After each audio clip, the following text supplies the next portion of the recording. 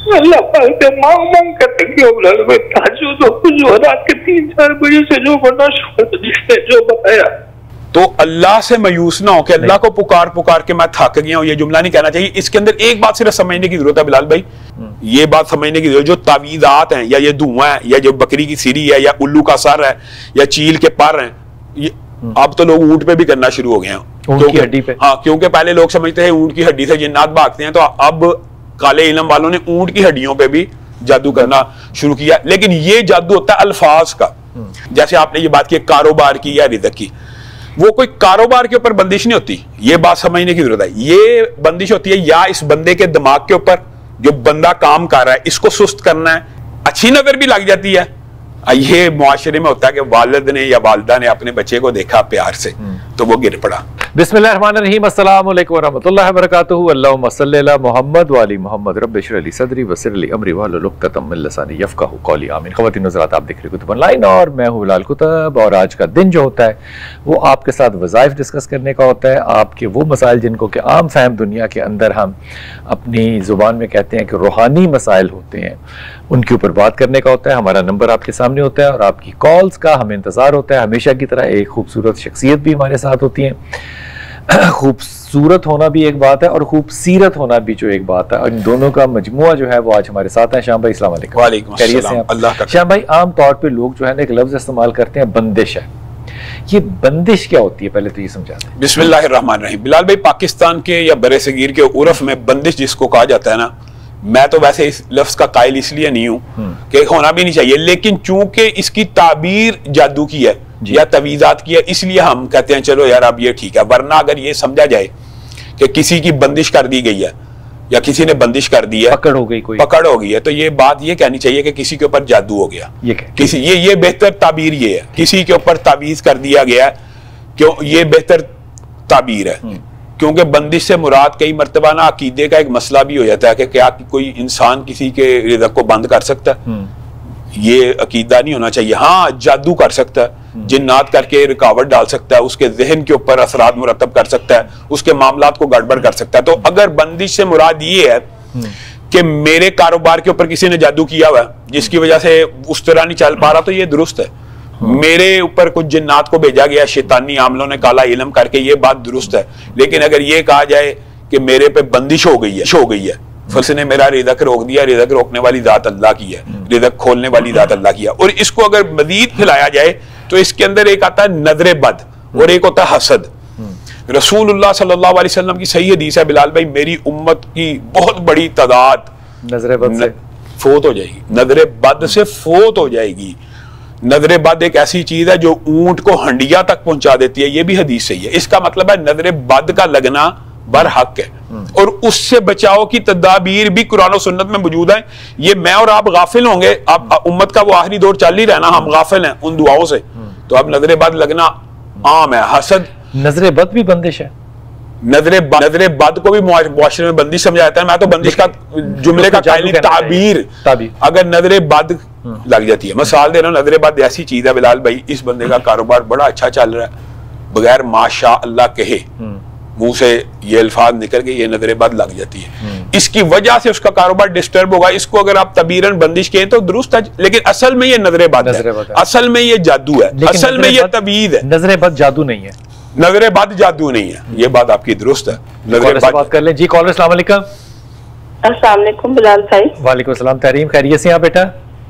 हाँ जी, खैरियत से हूँ। मैंने ना अपने शोहर के मुतालिक बात करनी है। उनका नाम है अनीस अहमद। क्या नाम है? अनीस अहमद। अनीस अहमद जी, जी। और वालदा का नाम है सरवरी सुल्ताना जी। तो पहले तो वो जॉब करते थे, उनकी वालदा फोत हुई तो 2 दिन छुट्टी की तो जॉब चली गई उनकी। फिर वो 1 साल बेरोजगार रहे हैं। फिर उसके बाद अपने वालिद साहब का कारोबार उन्होंने स्टार्ट किया, वो था वॉशिंग पाउडर का ना। किस चीज का?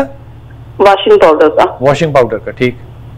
तो पहले तो माशाल्लाह बहुत अच्छा वो चला ना। कुछ दिनों बाद जहाँ वो काम करते थे ना, वहाँ हमें ऐसे फील हुआ जैसे कोई धुआं या बादल सा कोई वहां से निकल के बाहर आया ना। तो वक्त के साथ अंदर की तरफ गया, ये नहीं तो बाहर से अंदर गया। तो वक्त के साथ साथ कारोबार बिल्कुल खत्म हो गया। अब वो ऐसा है कि कुछ समझ नहीं आ रही कि कारोबार यही करना चाहिए या इसमें बरकत के लिए आप कुछ बताएं, ये वजह क्या है इसमें? अनीस अब भी यही काम करते हैं वॉशिंग पाउडर का? जी अब भी यही काम करते हैं।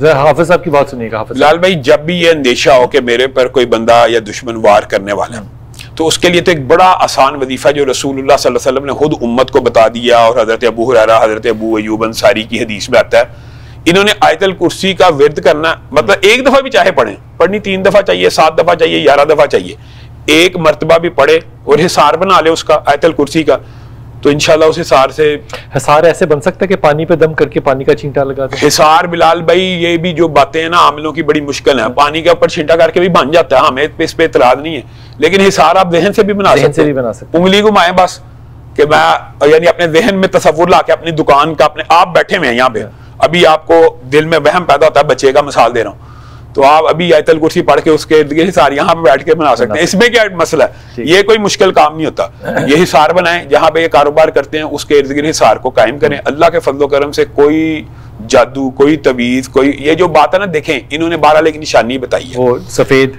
अब आप समझे, ये जो चीजें होती है ना, ये निशानियों में होती है। मसलन आपके कारोबार के बाहर आप जाएं, आपको काले रंग की बकरे की सीरी या उल्लू का सर या उल्लू का धाड़ पड़ा हुआ मिले, आप अलर्ट हो, ठीक, वहां से धुआं निकले, आप अलर्ट हो, क्योंकि यही निशानी है। देखें, अगर हम सामीन को ये बात समझाएं ना, जो तावीदात होते हैं ना, ये जो बंदिश हम लोग समझते हैं, हम उसी को अब लेते हैं, वो अल्फाज का जादू होता है। ये बात समझने की, जो तावीदात हैं, या ये धुआं है, या जो बकरी की सीरी है, या उल्लू का सर है, या चील के पर हैं, ये अब तो लोग ऊंट पे भी करना शुरू हो गए हैं, ऊंट की हड्डी पे। हाँ, क्योंकि पहले लोग समझते हैं ऊंट की हड्डी से जिन्नात भागते हैं, तो अब काले इल्म वालों ने ऊंट की हड्डियों पे भी जादू करना शुरू किया। लेकिन ये जादू होता है अल्फाज का। जो अल्फाज का जादू होता है ना, उसकी जो तासीर होती है वो बहुत ज्यादा नहीं होती, ये बात ध्यान में रखना। एक जादू होता है जिसके जरिए इंसान शैतान को अपना हमदर्द बनाता है और जिन्नात को बेचता है अमल कर, वो संगीन नोयत का जादू होता है। ये जो धुआं सा इन्होंने देखा अंदर आते हुए, ये क्या था? ये अल्फाज का जादू, ये अल्फाज का जादू था। खून के छींटे पड़ना, ठीक, जादू की निशानी होती है अल्फाज के। पानी के छींटे पड़ना, जादू की निशानी होती है अल्फाज के। कपड़े का कट जाना, फट जाना, इस्त्री लग जाना, ये अल्फाज, मैक्सिमम अल्फाज का जादू है। और इसके लिए क्या करना है? इसके लिए आयतल कुर्सी है, आखिरी चारों कुल है। ये तो रसूलुल्लाह सल्लल्लाहु अलैहि वसल्लम हमें बता के गए हैं, अगर उसके ऊपर भी हमने अमल नहीं करना तो फिर हमारी अपनी कोताही है। और इनके लिए ला इलाहा इल्लल्लाह वहदहु ला शरीका लहु लहुल मुल्कु व लहुल हम्दु व हुवा अला कुल्ली शैइन कदीर, रसूलुल्लाह की सही हदीस है।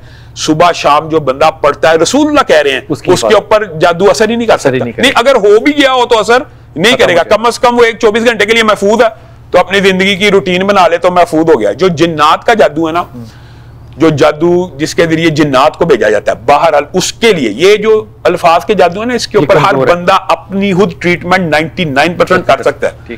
जिन्नात के लिए आपको जरूर आलिम दीन के पास जाना चाहिए। मैं ये नहीं वो पीरी फकीरी या आमिलीन की बात नहीं कर रहा, लेकिन हाँ आलम के पास जाना चाहिए, ताकि बहुत ज्यादा मामलात में निगोसिएशन भी हो जाती है। जिन्नात वजूहात बताते हैं और जिन्नात बताते हैं हमें फलां ने भेजा है। जब वो कोई आलिम दीन मरीज की आवाज में बताते हैं, मरीज की आवाज में बताते हैं, हाजिरी का जो एक मारूफ तरीका, उसके अलावा भी कम्युनिकेशन हो जाती है मरीज से बाहर भी। लोग ये समझते हैं मरीज से बाहर कम्युनिकेशन नहीं हो सकती, हो सकती है, वो भी हो जाती है। वो बता देते हैं हमें फलां बंदे ने। अच्छा, ये कंसेप्ट भी क्लियर करना चाहिए कि जिन्नात जो शैतानी अमलियात वालों के साथ उनके पैक्ट्स और मुआहदात होते हैं, वो दोनों एक दूसरे को फायदा पहुंचा रहे होते हैं। कोई जिन्नात उनके गुलाम नहीं होते, वो आर्दी मुआहदे में होते हैं। कुछ काम वो कर रहे होते हैं, कुछ काम वो जो कुरान में नहीं होते, ताबे नहीं होते, ताबे नहीं होते, एक दूसरे के मुआवन और मददगार होते हैं। जैसे नेक लोगों के साथ नेक जिन्नात मुआवन हो जाते हैं। फुरकान है जनाब हमारे साथ। अस्सलाम वालेकुम फुरकान। दोनों मौजूदन को वालेकुम अस्सलाम जनाब। सर सखर से अर्ज कर रहा हूँ शाहजी। बिस्मिल्लाह। मौजूदा गुजारिश है, नजरसानी आप दोनों से दरखास्त है। एक तो मेरे रिजिक में बंदिश है या नजर बद है या जादू है, क्योंकि वालदा की डेथ के बाद 2020 के बाद मेरे रिजिक में कोई भी इजाफा भी नहीं हुआ, रिजिक मेरा कोई इसमें एंटिसिपेशन भी नहीं हो रही।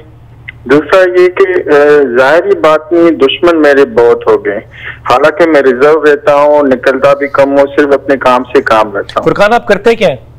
सर मैं सिविल इंजीनियरिंग मैंने की हुई है। अच्छा। 25 साल हो गए मुझे। अच्छा। और 3-4 साल से मेरा रोजगार बंद है। तो आप प्रैक्टिस करना चाहते हैं या जॉब करना चाह रहे हैं या मैं जॉब करना चाहता हूँ जनाब। जॉब करना चाह रहे हैं, ठीक। ये जरा वजीफा देखिएगा और इस पे अमल कीजिएगा। बिलाल भाई, जो बंदे को ये यकीन हो जाए ना, ये भी स्टेजेस होती हैं कि मेरे दुश्मन हैं और वादे हैं और मेरे पर ये कर, उसके लिए दो वजीफे हैं जो कुरान और सुन्नत से साबित है, सही हदीस से भी साबित है। एक ये अल्लाहुम्मा कफिनीहिम बिमा शित, अल्लाहुम्मा कफिनीहिम बिमा शित, ऐ अल्लाह मुझे इनसे जैसे तू चाहे बचा ले। अब्दुल्ला बिन तामर की ये हदीस है, पहाड़ के ऊपर चढ़े, हरकारे 7 गए तो उन्होंने ये दुआ की अल्लाहुम्मा कफिनीहिम बिमा शित, वो सारे गिर गए, वो बच के आ गए। फिर पानी में डुबोने के लिए बादशाह ने भेजा कि पानी में इसको, तो फिर यही दुआ की, वो सारे डूब गए, ये अकेले बच के आ गए। अल्लाहुम्मा कफिनीहिम बिमा शित, जिसको पता हो, और अल्लाहुम्मा इन्ना नजअलुका फी नुहुरिहिम व नऊज़ु बिका मिन शुरूरिहिम, दुश्मन को ज़हन में लाके ये वजीफा पढ़े, अल्लाह ताला मुझे उसके शर से बचाए। जैसे कुल औज़ु बिरब्बिल फलक के अंदर मिन शर्रि हासिदिन इज़ा हसद का वजीफा है ना, इस तरह ये लोगों के शर से बचने के लिए अल्लाहुम्मा इन्ना नजअलुका डाला जा सकता है। बिलाल भाई, इसके ऊपर ये फिर वो इख्तिलाफी मसला हो गया ना, हमारे नजदीक पढ़ना चाहिए। गले में डालना, लटकाना वो मुफीद हो ही नहीं सकता। हमारा ये नुक्ता नजर है कि शहद को अगर गले में लटका लिया जाए, कलवंजी को उसको जब तक पीना, कुरान पाक को भी लटकाने का फायदा नहीं है, पढ़ने से फायदा मिलेगा। हाँ, लेकिन बाद इमाम ने इजाजत दिया तवील लटकाने की, किसको? जो बच्चा हो, ना पढ़ सके, मजनून हो, वरना इसके अंदर बहुत ज्यादा संगीन बातें हैं। एक तो वो रसूलुल्लाह सल्लल्लाहु अलैहि वसल्लम की शिरक वाली, दूसरी बात यह है कि जो मजनून होगा वो पहनेगा तो वो बाथरूम में भी ले जाएगा। तो ये चीजें नहीं करनी। इन्होंने ये दोनों वजीफे पढ़ने हैं, अल्लाह के फजलो करम से इनके किसी दुश्मन का इनके ऊपर वार नहीं चलेगा। रिज़्क़ के लिए क्या करें? रिज़्क़ के लिए अस्तगफिरुल्लाह का जो वजीफा है ना, वो कसरत से पढ़ें, एक दिन में कम से कम 1000 मरतबा अस्तगफिरुल्लाह पढ़ें और ये दोनों वजीफे पढ़ें, अल्लाह के फजलो करम से रिज़्क़ जारी हो जाएगा। कुरान पाक की आयत फकुल तुस्तगफिरू रब्बकुम इन्नहु काना गफ्फारा युरसिलिस समा अलैकुम मिदरारा व युमदिदकुम बिअमवाल व बनीन। अल्लाह ताला कहता है इस्तगफार तुम करो, बारिशें तुम्हारी मर्जी से होंगी। बारिशें तुम्हारी मर्जी से होंगी, बेटे देगा, अनहार देगा, बागात देगा और फिर उसको डेकोरेट भी अल्लाह खुद करेगा। बारिशें करानी हो तो इस्तगफार करे कौन? हाँ, इस्तगफार इंशाअल्लाह। जी अस्सलाम वालेकुम बेटा। जी अस्सलाम वालेकुम बेटा। इम्तियाज। जी अस्सलाम वालेकुम। जी अस्सलाम वालेकुम बिलाल भाई, क्या हाल चाल है? अल्लाह का करम। इम्तियाज हुक्म। अच्छा बिलाल भाई, मुझे पहले तो बात है, मैं आपको बड़ा पसंद करता हूँ, आपकी माशाल्लाह गुफ्तगू बिल्कुल दुनिया के मुताबिक होती है, एग्जैक्ट होती है। और मेरा सवाल आपसे ये है कि ये थोड़ी देर पहले बात करें थे, ये जो ट्रॉली सिस्टम है कि लड़की ट्रॉली लेके आती है और फिर रिजेक्ट हो जाती है, वैसे तो बिलाल भाई आदमियों को भी लोग रिजेक्ट करते हैं, लड़कों को भी रिजेक्ट करते हैं, तो क्या उनकी फिर कोई मतलब इससे नफ्स नहीं है या कुछ इस तरह का नहीं है? और दूसरे नंबर सवाल ये कि अगर ये ट्रॉली सिस्टम है, मुझे भी इससे बड़ी नफरत है, इसको कैसे हम खत्म कर सकते हैं? इस निजाम को कैसे खत्म करके कौन सा निजाम ऐसा होना चाहिए जिसमें लोगों के रिश्ते भी हों, लड़कियों का रिश्ता लोग देखने भी जाए और उसमें वो मतलब ये सारी कबातें भी ना हो? ये सवाल है जी मेरा आपसे। यार ये बात तुमने बड़ी अच्छी की, सिर्फ लड़कियों की ट्रॉली नहीं होती, लड़के भी ट्रॉलियां लेकर जाते हैं और वो भी रिजेक्ट सेलेक्ट होते हैं। आजकल लड़कों के रिश्ते भी रिजेक्ट होते हैं, सही कह रही बात है। लेकिन क्या ये राइट नहीं है दूसरे का? इख्तियार तो है, इख्तियार लेकिन इनको हक तो दिए ना, क्योंकि लाजमी तो नहीं हर रिश्ता कबूल किया जाए, लेकिन ये जो इन्होंने बात की इस कल्चर का खात्मा कैसे होगा, तो वो रसूलुल्लाह सल्लल्लाहु अलैहि वसल्लम ने हदीस में बयान कर दिया है कि रिश्ते इन 4 वजह से होते हैं और तुम्हारे हाथ हाकलूद हो, रिश्ता नेकी की बुनियाद पे कर लिया करो। माल की वजह से भी रिश्ता होता है, खूबसूरती की वजह से भी होता है, हसब नसब की वजह से भी होता है। ये 3 सबसे अफजल क्या है? सबसे अफजल फिर ये 3 बयान करने के बाद रसूलुल्लाह ने कहा तुम्हारे हाथ अलूद हो, हाथ नेकी को देखा करो, तकवे को देखा करो। अगर लड़का नेक है, अच्छा मुझे एक बात बताएं, जिस लड़के का दीन आपको पसंद आ गया फिर आप उसको रिश्ता का इनकार करें तो आपने अपने पांव पे खुद कुल्हाड़ी मारी।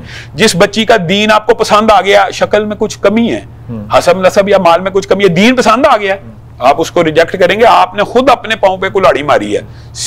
कि लड़का लड़की एक दूसरे को पसंद या गैर पसंद कैसे करें? अगर ट्रॉली ना हो तो फिर क्या इंतजार? अच्छा ये देखें, अब आपने जो बात की है ये तो सही हदीस मुगीरा बिन शोबा की है।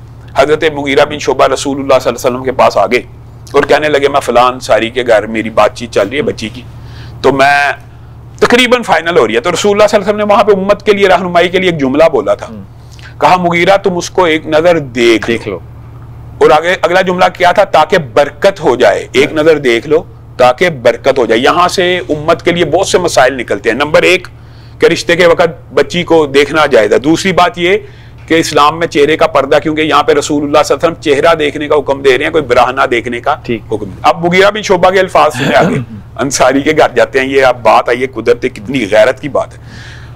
अंसारी का दरवाजा खटकाया, अंसारी ने दरवाजा खोला, वो बच्ची भी निकाब की हालत में साथ बैठी है। अंसारी को कहा कि रिश्ते की बात चल रही थी, अल्लाह के रसूल ने मुझे हुक्म दिया कि एक नजर देखने का चेहरा लाल सुर्ख हो गया, गुस्से में आ गया। बच्ची ने अपने बाप के बदलते हुए तेवर देख लिए और उनको समझ आ गई मेरा बाप इस टाइम गैरत में आ रहा है, वो अंसारियों की जो गैरत है दीनी।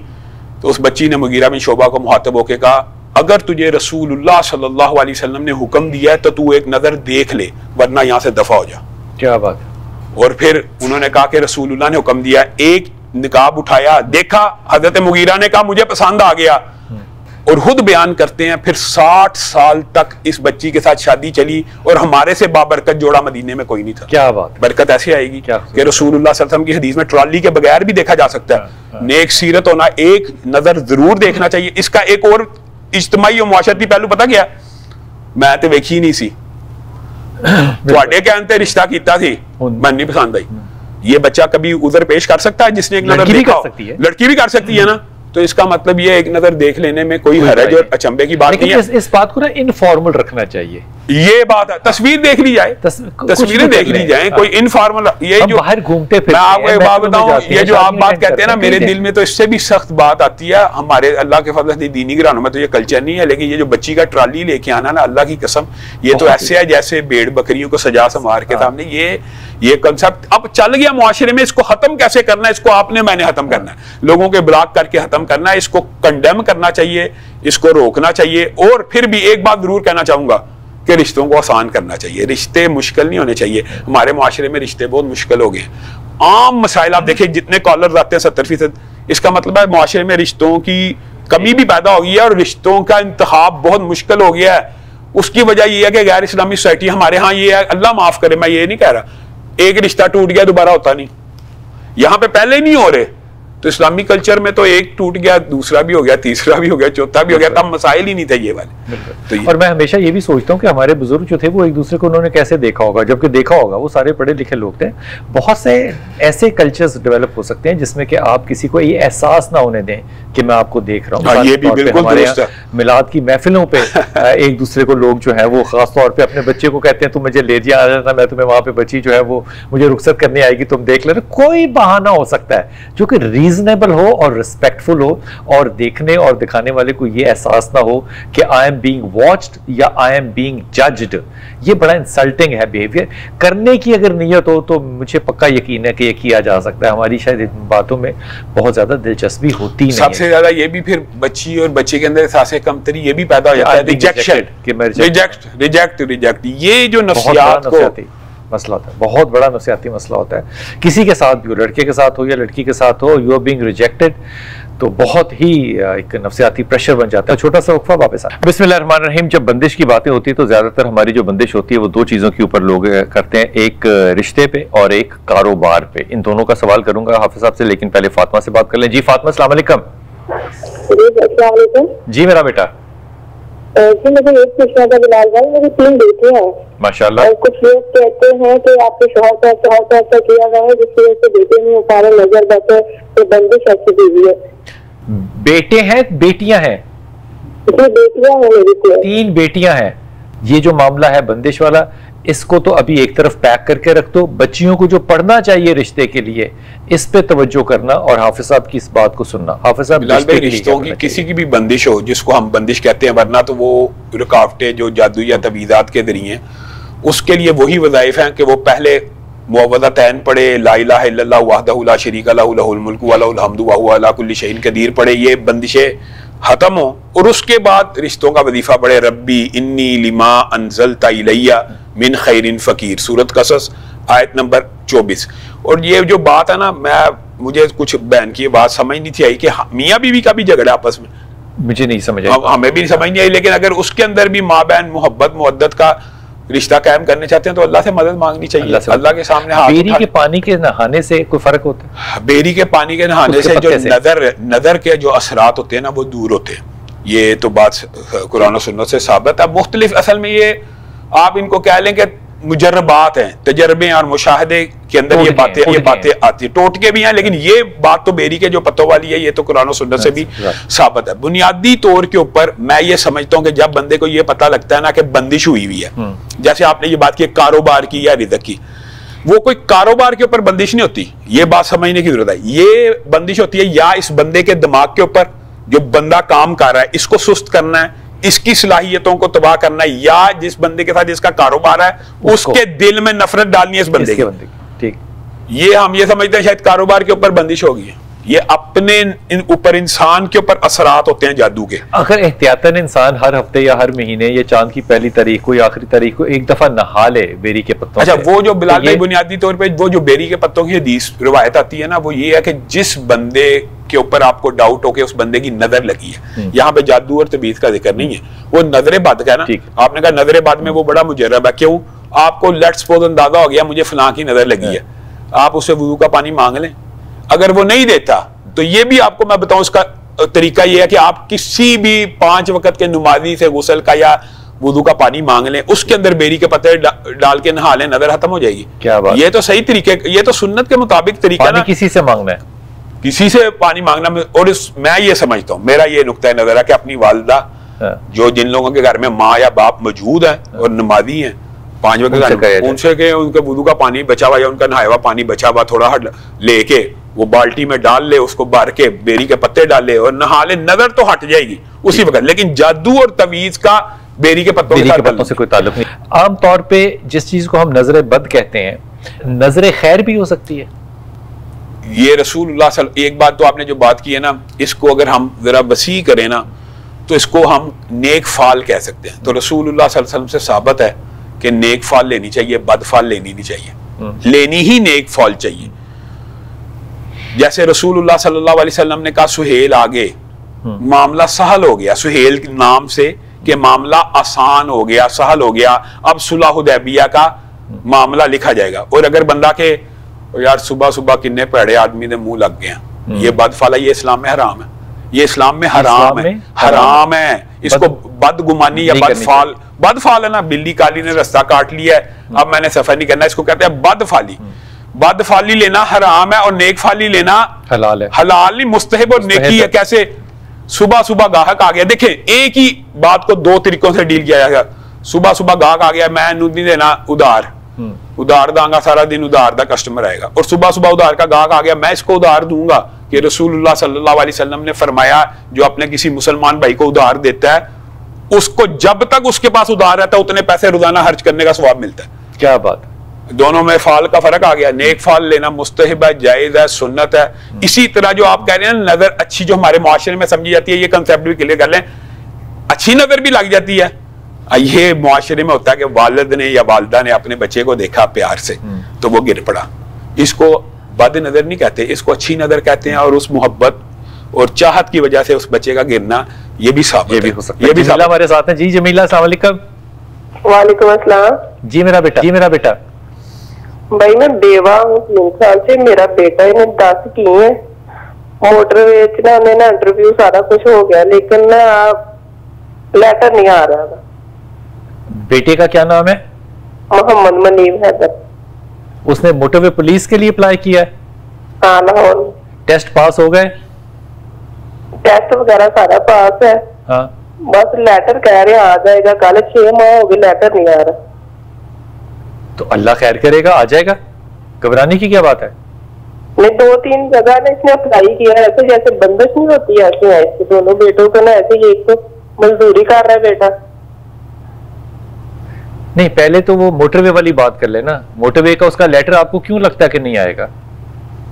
वो बस जब भी हम कॉल करते ना कहता आ जाएगा, कल आ जाए। अच्छा गुमान करो ना, इंशाल्लाह ताला जरूर आएगा, इंशाल्लाह ताला। नहीं, जमीला बहन जो है वो बात कर रही थी मोटरवे पुलिस की। मोटरवे पुलिस मैं जाती तौर पे जानता हूँ, बड़ी मुनज़्ज़म किस्म की जमात है, ट्रेनिंग में, डेवलपमेंट में, हर तरह से। और इसने पाकिस्तान का नाम जो है वो पूरी दुनिया में रोशन करवाया है, the way they are operating. हुजूर एक तो जमीला के लिए वजीफा। बिलाल भाई, बुनियादी तौर पे अल्लाह रब्बुल इज्जत ने कुछ तरीके भी बतलाए हैं उम्मत को रसूलुल्लाह सल्लल्लाहु अलैहि वसल्लम के जरिए के जिससे अल्लाह से बात मनवानी है।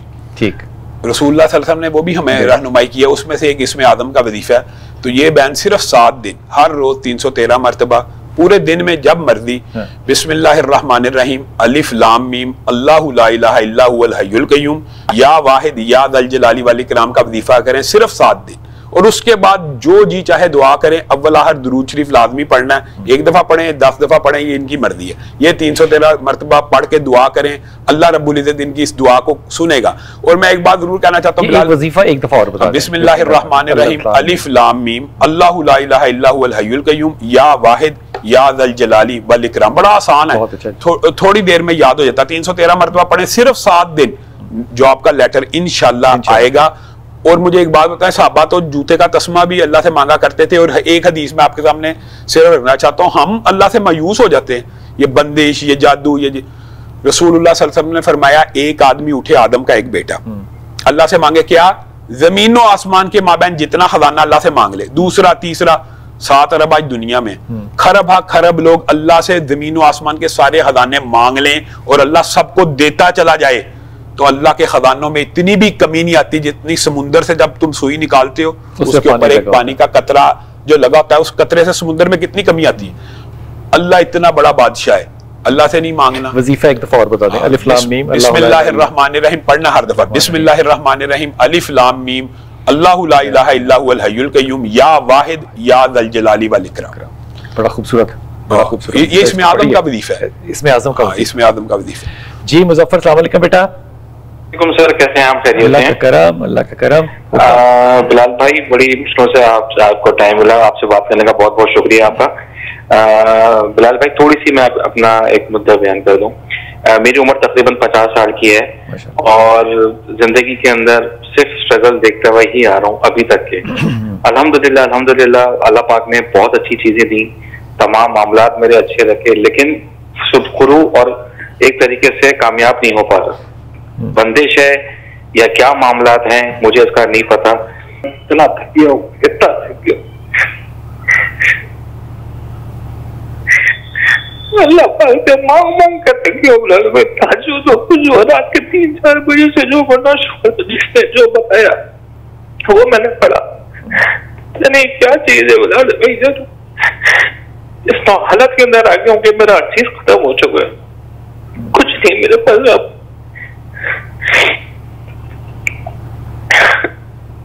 अच्छा मुजफ्फर, मुझे कोई ऐसी चीज बताएं जिससे अल्लाह पाक मेरे रास्ते निकाल दे, या मेरा सिर्फ इतना कर दे कि रास्ता जाए। मुझे नहीं ज्यादा की तलब है, सिर्फ अल्लाह पाक अपना मोहताज रखे।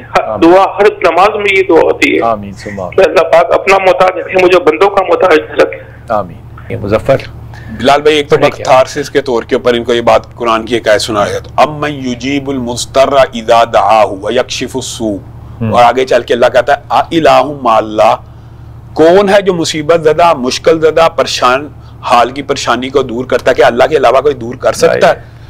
तो अल्लाह से मायूस ना हो कि अल्लाह को पुकार पुकार के मैं थक गया हूं, ये जुमला नहीं कहना चाहिए। इसके अंदर एक बात सिर्फ समझने की जरूरत है बिलाल भाई, क्या अल्लाह रब्बुल इज्जत ने रिज़्क़ की तकसीम का जिक्र कुरान में नहीं किया? हर एक को एक जैसा देना कि कम ज्यादा भी देना।